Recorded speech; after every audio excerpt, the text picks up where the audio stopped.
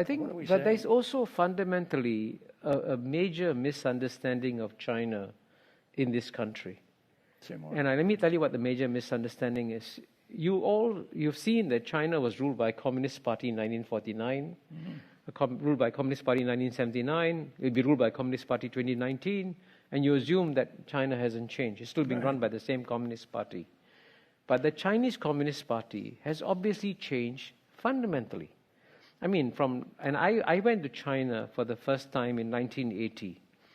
When I went to China for the first time in 1980, the Chinese people didn't have the freedom. They couldn't choose what to wear. They all wore Maoist suits. Yeah. They couldn't choose where to live, where to work, what to study. And certainly zero Chinese could travel overseas. Zero. Now you go back to China. The Chinese people can choose what to wear, where to live, where to work, where to study. And guess what? Every year, 120 million Chinese, right? I think it's more than the population in California. 120 million Chinese leave China freely as tourists. Amazingly, 120 million Chinese return to China freely. Now, if China was a communist, gulag, Stalinist state, would you go back to China? And so there's a complete misunderstanding of China. Clearly, while the political freedoms in China haven't increased, the personal freedoms of the Chinese people has exploded. And I can tell you, one of the questions that future historians will be very puzzled by is the judgments made by America on China. And I'll tell you why they'll be puzzled. The United States of America is about 240 years old. Chinese history maybe 2,400 years old.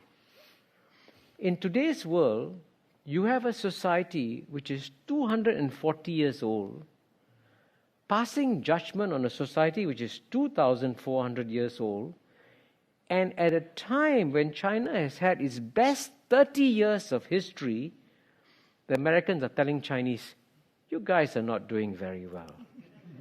Really, you should change your political system. Listen to us, become a democracy, all will be well with you. And I can tell you one thing, that Chinese leaders, there's a whole shades of opinion among them. The one complete point of agreement that they all have is that they saw what happened to the Soviet Communist Party. They saw what happened to the Soviet Union. They saw what happened to Russia. It went overnight to a democracy. Guess what? The Russian economy imploded. Life expectancy came down. Infant mortality went up. The Russian people suffered. And the Chinese said, this is what happens when you have an instant democracy. So when the Chinese said, give us time, let us transform our political system in our own way, I said, let them do it. Why do you think that you would know better what's good for them?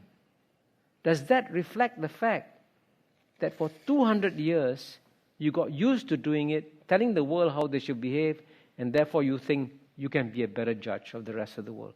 So that judgmental character in the West has got to adapt to the rest of the world, because the rest of the world today is less willing to be judged by you.